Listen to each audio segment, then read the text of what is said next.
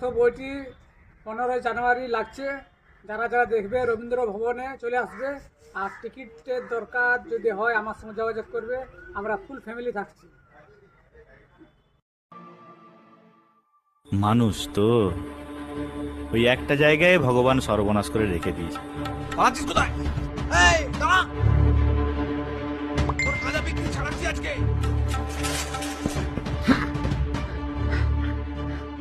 পালাচ্ছিস কোথায়?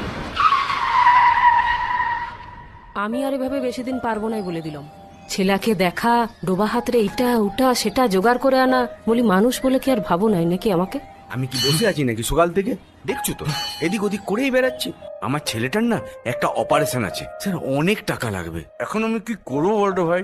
ধর্ম, কর্ম, পাপ পুণ্য এগুলো ছাড়, এগুলো আমাদের গরিবদের লয়। তুই বরং এক কাজ কর, মাসির কাছে যা। এই বেইমানের দুনিয়ায় কেউ ছাড়া কারো বাপের লাই, বুঝলি? এই কাজটা না পেলে ছাটাকে বাঁচাতে পারবো না গো। উপরওয়ালা খালি সমস্যার উপর সমস্যা দিয়ে খালি দেখেন আর হ্যাঁ হ্যাঁ করে হাসেন। তারপর যখন দেখে এই যে আর মেলাতে পারছে না, তখন ঠিক একটা সমস্যার সমাধান বের করে দেন।